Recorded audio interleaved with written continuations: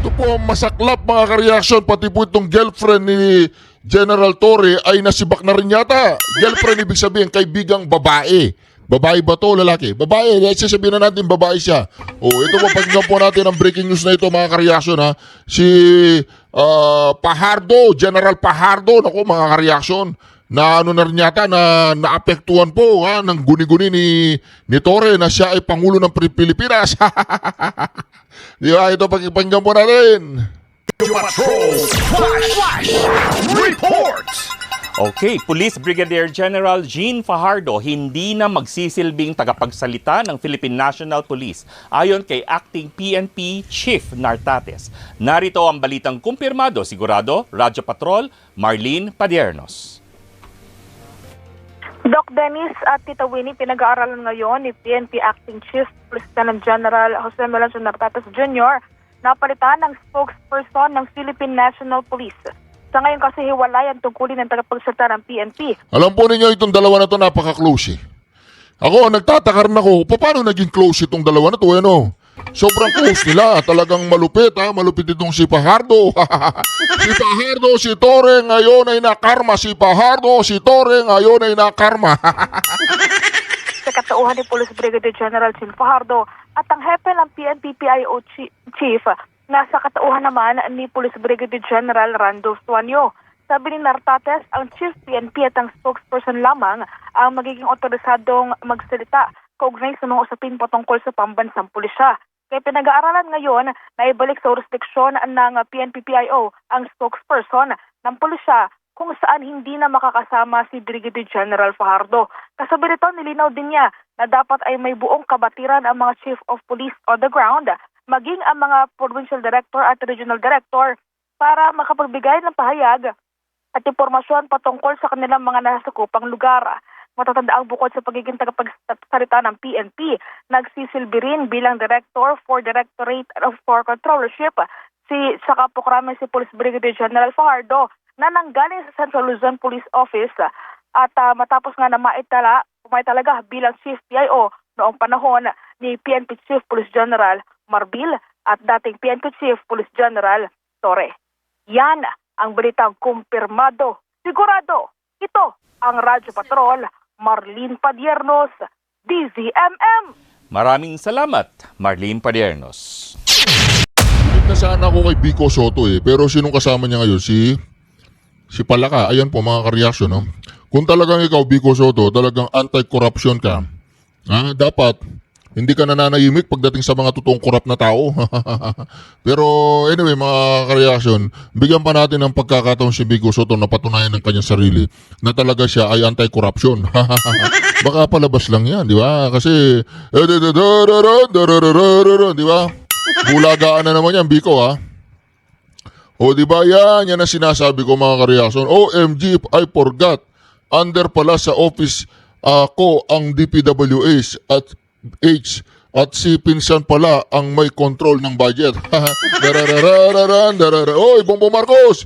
Under mo ang DPWH. Sino-sinong hinahanap mo? Sino-sinong iniimbestigan mo? Under mo yung DPWH. Tanungin mo yung sarili mo kung anong ginawa mo. Nagtatrabaho ka ba? O baka, alam mo, sumobra ka sa coke o yung pulburon tsaka coke ay magka-diabetes ka, loko. Ito. Yan, di ba? Iba po mga ka-reaction. Iba ang connection po ni Bongbong Marcos tsaka ni Espinosa kung magtawanan no. Ibang-iba po mga ka-reaction. Yan, nakikita po ninyo. Yan po ay si Espinosa na self-confessed drug lord. Tapos, yung deny na, hindi naman pala niya dinideny na siya ay cocaine addict. Hindi rin naman niya inaamin, di ba? Ayaw niya magpa-air follicle drug test, okay? Ito mga ka-reaction ng pinakamalupit na litrato, yan. Sinabi ko na sa inyo itong si Magalong, ay nako.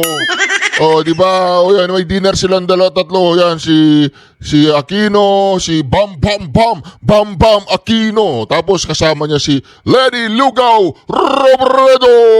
Di ba mga ka-reaction? Sinabi ko na sa inyo, mag-ingat kayo kay Magalong, di ba? Ayan di ba? Talipandas din yan. Huwag po kayong masyado magtitiwala kay Magalong. Iba po ang takbo ng utak niya, no, di ba? Naubos na nga ang buhok niya, di ba? Kaya mag-ingat kayo kay Magalong. Huwag kayong magpapaniwala sa sinasabi niya. Nung isang araw pa lang, kasama niya si Bongbong Marcos eh. Kasama niya si Bongbong Marcos sa Baguio, nagpalamig si Bongbong Marcos doon. Di ba mga kareaksyon? This is the flood control project done in the city of Manila 2022, 2023, 2024, and 2025, amounting to more or less 14 billion done in Manila. So most of it finished already. Bumaha ng pondo sa Maynila, bumaha pa rin sa Maynila. Alright, Reaction TV Base nagbabalik. Reaction. Napakaganda po ng pag-uusapan natin ngayong mga kareaksyon ha. Dito po mga kareaksyon, nilinaw po ni Yorme na from 2022 to 2025 ay billion po ang ginastos. Ginastos po ng flood control project ng DPWH sa Maynila. Bumaha po sa ng proyekto ng flood control sa Maynila, kaya ang Maynila po ay bumabaha pa rin hanggang ngayon ng tubig. Kaya naman dito mga kareaksyon ito pong si Claire Castro, patuloy po niyang dinadawit ang administrasyong Duterte, ang administrasyon po ng Pangulong Duterte, patungkol po mga kareaksyon dito sa katiwalian ng flood control sa panahon po ni Bongbong Marcos. Pilit pong dinadawit mga kareaksyon ni Claire Castro kapag nagsasalita po siya, dinadawit po niya ang administrasyon po ng Pangulong Duterte. Pero dito, nilinaw po ni Yorme mga kareaksyon na from 2022 hanggang 2025, 14 billion, ayan narinig po natin, 14 billion po, bumaha po billion. Sa loob lamang po ng 3 taon ay 14 billion. Ako, napakarami po niyan mga kareaksyon. Ito po mga kareaksyon, tuloy po natin ha. Now, itong lahat ng ito ay walang permit sa lungsod. Naku po. 14 billion na halaga ng proyekto, walang permit sa lungsod. Anong nangyayari sa Maynila? Anong nangyari sa loob ng 3 taon sa Maynila sa pamumuno ni... Sinong namuno? Kilala po niyo yun. Yung babae, yung doktora. Si Atienza ba yun? Atienza? Ano ba? Ay, hindi si Atienza. Yung babae, nakalimutan ko yung pangalan, hindi kasi sikit yung mayor na yun eh. Yes, we are investigating them. And they are also being investigated by the Office of the President. But that is the thing of the past. Sad to say, ulitin ko, bumaha ng pondo sa flood control sa Maynila, amounting to 14 billion, and yet the people of Manila and those people studying, working, doing business, going in and out of Manila continue to suffer with the flooding.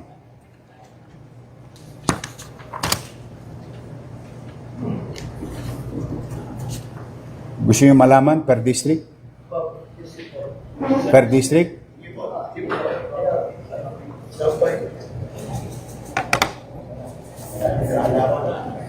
Ginalo.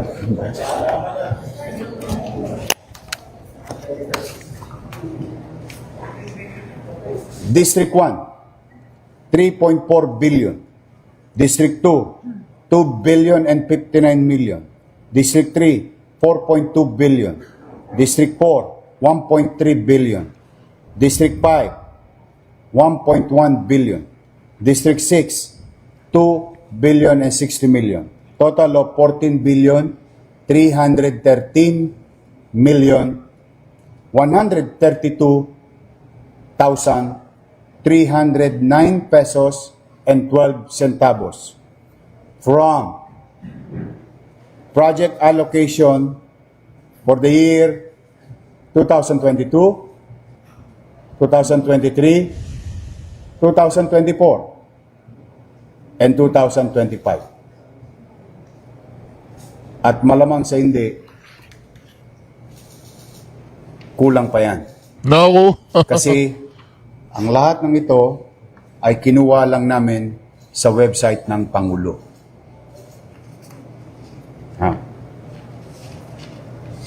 Website pa lang yan ha, ibig sabihin, hindi pa talaga exact yan. Bubuksan at bubuksan po ni Yorme ang listahan. Yung mga listahan. Chua, umanda ka. Si Chua, tsaka itong si Valeriano, nako. Si Abante, nandyan lahat yan. Mga talipandas na yan, nandyan lahat yan. Iyon ay nakaraan.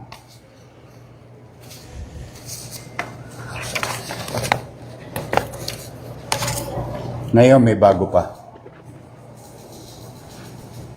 Nako. 112 new ongoing projects Nako po. without permit. Nako, yan ang sinasabi ko.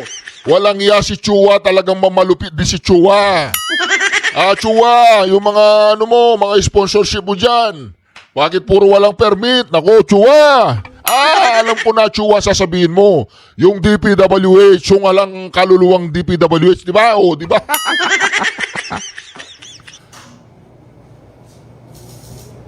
Without paying regulatory fees for the local government of Manila. Siyempre nga naman, sasabihin nila, ginawa na nga namin yung flood control ninyo eh. Gusto nyo, magbabayad pa kami ng buwis. Mga buwisit kayo. Hindi kayo susunod sa batas, sasabihin nyo mambabatas kayo. Particularly, contractor's tax.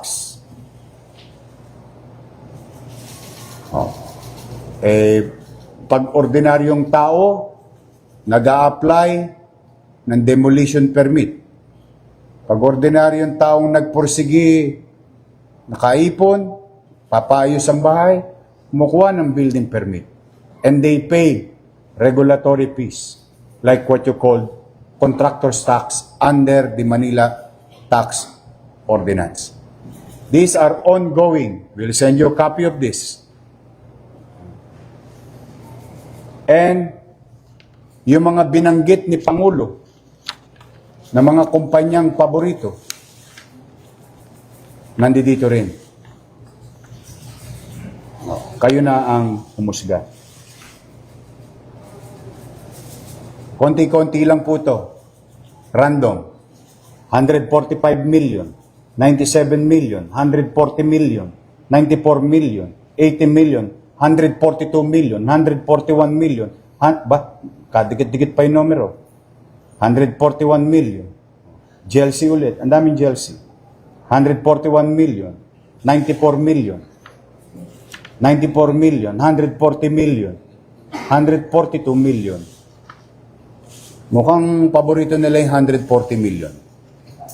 Kasi tinitingnan ko lang naman random lang. So this is ongoing. Paborito daw po yung 140 million. Baka yung 140 million na yan, merong ano yan. Akin yan. Basta 140 million, akin yan, ha? Akin yan. And we continue to investigate. Now, hopefully, after today, they will learn a very good lesson. As I have said before, again and again, welcome kayong magnegosyo sa Maynila. We welcome development in Manila. Immaterial of political color, as long as you follow simple procedure. Ang masakit yung pagka-ordinaryong tao, hirap na hirap kumuha ng permit sa Maynila o sa local government. Pero pagka malalaking kumpanya, parang pinabaliwala nila ang pamalang. So, we are investigating them. Yes, Sian. Last question na from me. Sure. So, rekta tanong po, Yorme, sino ang tingin niyong dapat sisihin sa pagbaha sa Maynila? Well, as far as ayokong pangunahan ng Pangulo sa investigasyon na ginagawa. I think they have more resources to tell the people who is liable or not, who've done projects properly o baka meron ding guni-guni. If I may borrow the words of the President. No? But first things first, yung para muna sa aming mga taga-Maynila. Mauna muna ang taong bayan. Nagagamit ang building na iyon sa pangaraw-araw na pamumuhay ng komunidad sa Santa Cruz. Biglang nawala, napagkaitan ang mga taga-Maynila. That is my obligation. Now, hopefully, someday, somehow, magkaalaman din kung sino ang mga taong may kapabayaan. For now, it's very clear from your city government of Manila that there is liability on the part of the contractor. There are hundreds more, or a little over and under 100 contractors doing infrastructure projects from the national government. Of course, we'll go after them. The same banana. Unless they follow the local government code, provision of it, and other existing laws, like the National Building Code, and other ordinances, local laws of the City of Manila. Now, gusto ba namin silang sampahan lang ng kaso? Hindi po. Kaya lang, parang gusto nilang parang siguro nasanay silang walang umahabol sa kanila. Ngayon, I think they should learn their lesson very well. Welcome silang kumuha ng permiso sa Maynila at magbayad ng obligasyon sa syudad ng Maynila. We will welcome them, each and every one of them, if they follow procedure. Sir, good morning po. Camille Samote po from TV5. Just going back doon sa Chelsea Construction, ano po ba supposedly yung itatali nila doon sa Centro Comunidad de Santa Cruz. Kind of business? Multipurpose daw. Multipurpose hall. But sir, sino po yung nag-approve? DPWH. DPWH. Without budget. Why? Because this type of projects is one of those under FLR for later release. Para sa mabilis na pangunawa ng ating mga manunod, this project is subject to approval of the office of the President. In the absence of such, it should not be done. Sir, itong Chelsea, meron din silang flood control project po. Meron din. Marami rin. Ano pong mga district po itong ginawa? Halo-halo. Kompleto na po. Bibigay ko sa iyo mamaya yung kopya. Pero sir, sino po yung nakikita ninyong local official po na most likely involved or may awareness about these flood control projects, and ito rin po yung sa pagde-demolish na wala namang kaulang permit? Yes, we are now investigating also other local government official of the past. Because it was started May 2022, immediately after the election. I assume July 1. And then sir, dun sa Chelsea, Chelsea. GLC, sorry. Dun sa GLC, yung kanilang flood control po dito so far in your observation, are they working or hindi sila usable at all? Well, I don't have to be an engineer or kahit sino man taga Maynila, hindi kailangan maging ininyero or mathematician. 14 billion worth of flood control project, o baha pa rin naman. So, isa lang ibig sabihin, hindi effective. And now, again, if I may borrow the words of the President, palpak. Baha pa rin. So, sir, safe to say that GLC is one of the top contractors po na gumawa ng flood control here in City of Manila. As per records. Ed Reyes po sa People's Tribe.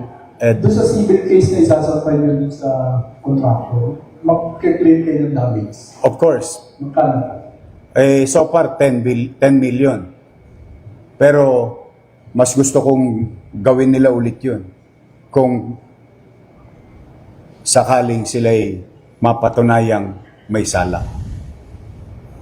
I don't want to be ahead of myself. They are now accused. If they are guilty, then I will let the court decide on the matter. But we have a solid case. We have solid evidences. And it's available and it will be we will furnish the respective the office of the city prosecutor's office today. Kung sakali po sir na makakuha sila ng permit o magpusigi sila kumuha ng permit, maitutuloy ba yung proyekto? We'll cross the bridge when we get there. Any question? Nako, alam ko na po mga kareaksyon. Sino po ang natatakot ngayon? Sino po ang umiikot na ang tumbong ni Chihuahua? Nako. Mga kareaksyon, meron pong breaking news ha. Meron po akong ipapakita sa inyo mga kareaksyon. Ito po mga kareaksyon ha, bago po natin ituloy ang Okay, ito po mga kareaksyon. Sabi po ni Madam Rowena Guanzon mga kareaksyon, ito po. Sabi po niya, is this what I'm talking about? Engineer Angelito Uy Mendoza, a 58-year-old male contractor residing in Barangay Manalongon, Santa Catalina, Negros Oriental, was shot along the National Highway in Sitio Umanod, Barangay San Francisco, Santa Catalina, Negros Oriental at approximately 7:40 a.m. on August 27.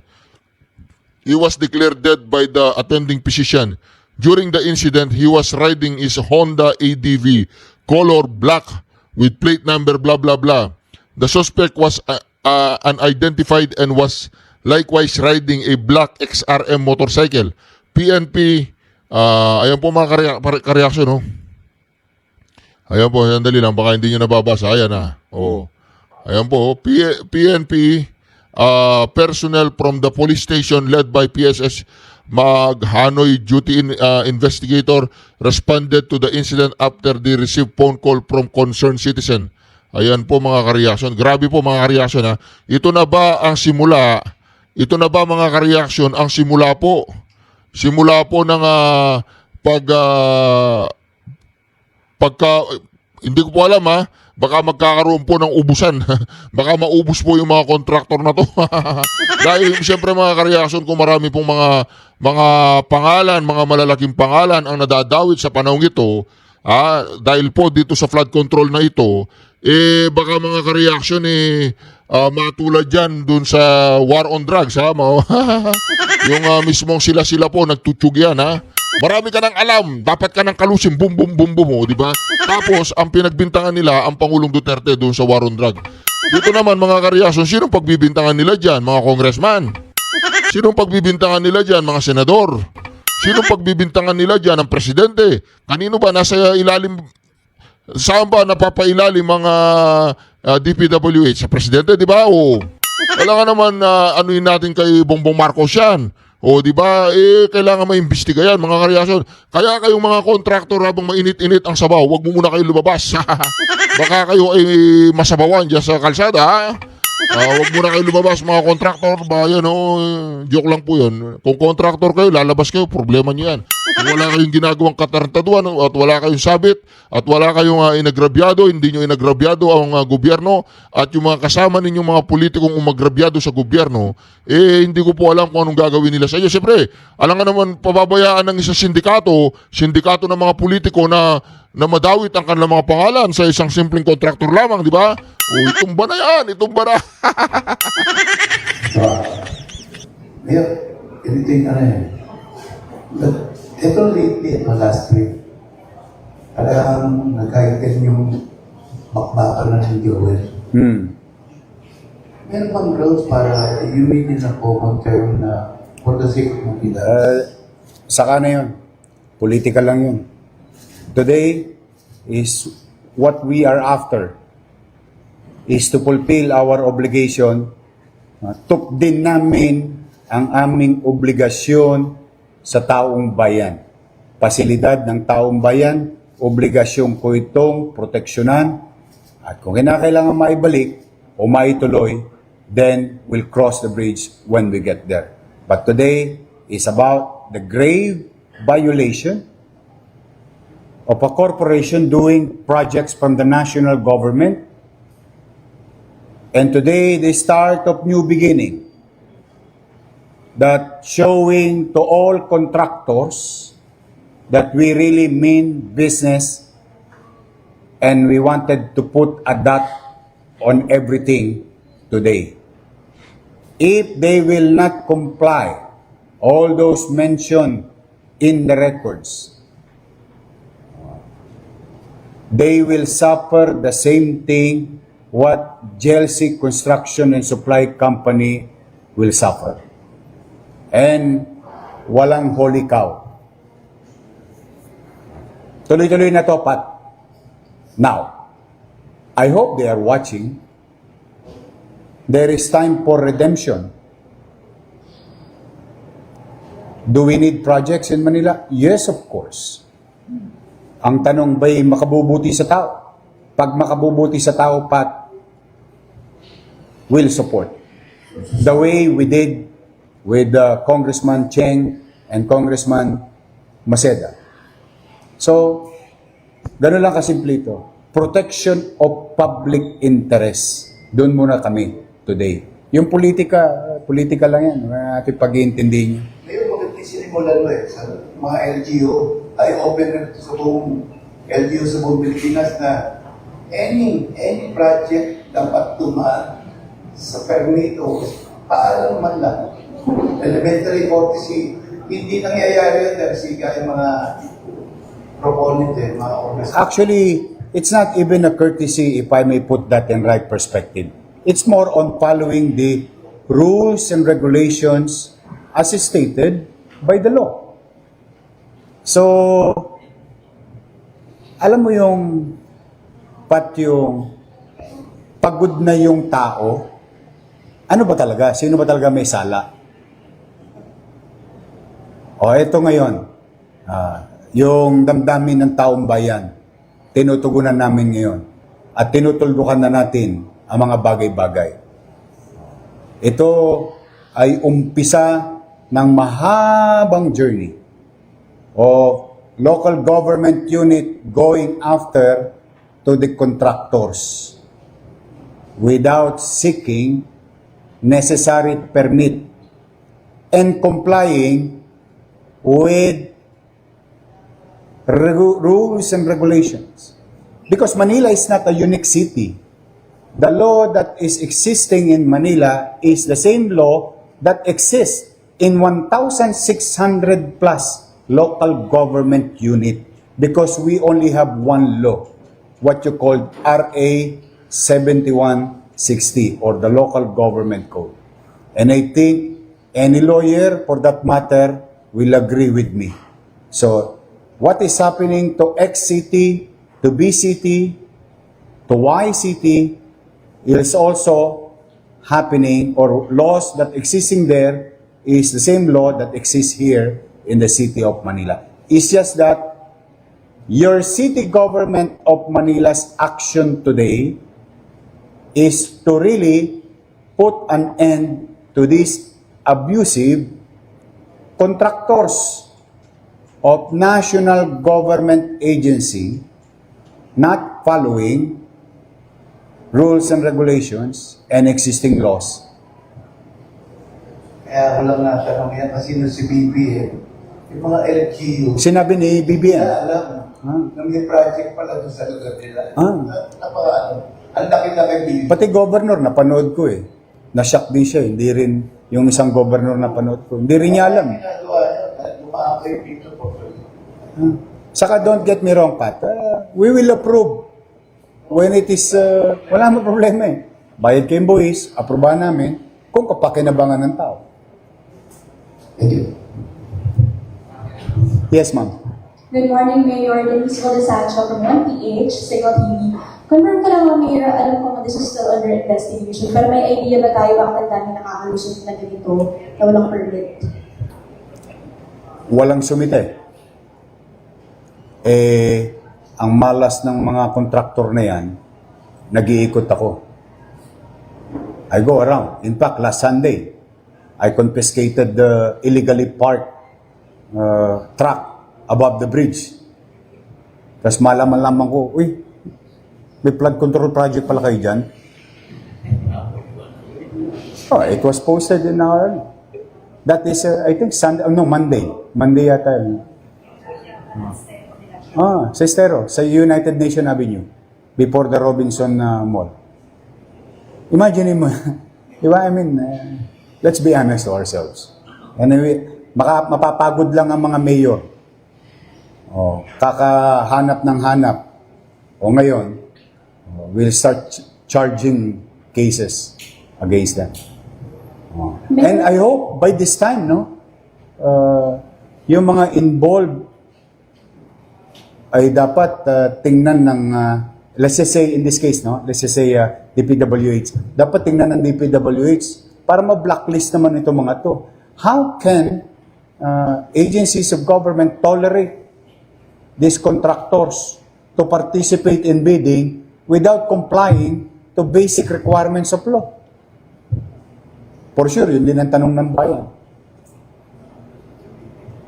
Mayor, related naman sa Sulog Apog, kamusta na po yung ongoing? Sira pa rin.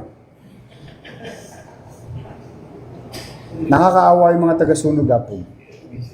And it costs the city, not only the city, the people of this country costs the taxpayers' money is about mga 700 million na.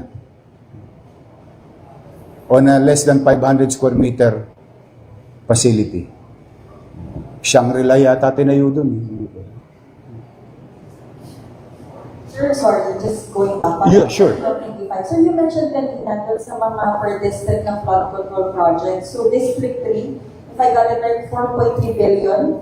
So isa po dun sa pinaka malaking allocation ng budget for flood. We'll furnish you the copy, these documents. But Mayor, since district po ito ni Congressman Joel, is he gonna be part of the investigation? And meron na rin po ba tayong coordination with him because it's part of his district and pati sir yung mga contractor po na walang permit na nakalusot? Again,